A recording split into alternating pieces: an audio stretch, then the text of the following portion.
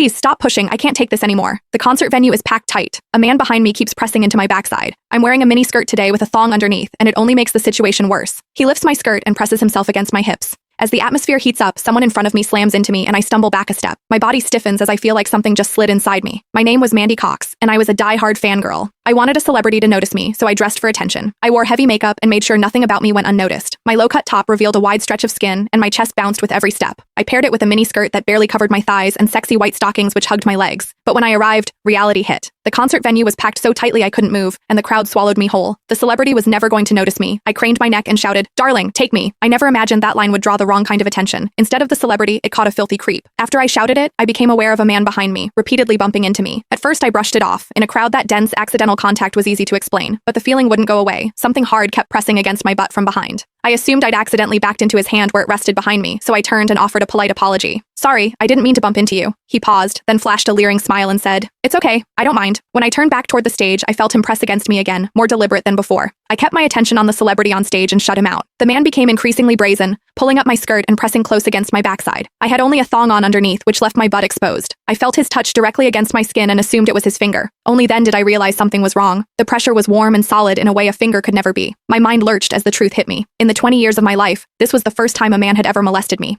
Fear surged through me, sharp and overwhelming, and my body reacted with an instinct to flee, but there was no way to move. The concert floor was packed wall to wall, leaving me stuck where I stood. I drew myself tight, bracing as if tension alone could keep the fear out. As I did, my hips closed around the man's so-called finger, trapping it between my cheeks. An unfamiliar sensation followed, and warmth rose to my face. What confused me was that I didn't recoil from it. There was a muted comfort to it, and against my will, it sparked a faint sense of expectation. The man behind me seemed to take it as a signal. He moved in closer, repeating the motion until the intrusion was unmistakable. I had lived a sheltered life as a college student, and now I was being toyed with by a stranger while surrounded by people. Shame surged within me without warning. I felt the urge to sob, but my throat closed and my voice deserted me. Worse still, the pressure forced my thong inward and sent a restless, prickling discomfort through my body that wouldn't fade. A quiet, involuntary sound escaped me, and the embarrassment followed instantly. I gathered myself and strained to suppress it, holding it down until my throat tightened. The blaring music and the screams around me drowned everything out. With every eye fixed on the stage, no one was aware of what was happening to me. At the same time, the intensity continued to rise, touching something deep inside me. I bit down on my lip as cold sweat traced my spine. My awareness was tipping back and forth between humiliation and a pleasure I couldn't bring myself to name. I knew I couldn't take it anymore if it continued, so I turned sharply to face the man behind me. "Please, stop pushing. I can't take this anymore." When I finished speaking, the man leaned toward me and whispered in my ear, "Is it exciting? The way I'm pushing against you?" The shame was overwhelming, and I was on the verge of crying. "I'm a virgin. I've never done that kind of thing. Please, let me go." He didn't stop. Instead, his gaze burned deeper as he seized my waist, the pressure growing stronger. "You're really a virgin? Then let me show you what it feels like to be a woman." For reasons I couldn't explain, his words didn't spark resistance right away. They stirred an expectancy instead. I wondered what was wrong with me. I'd explored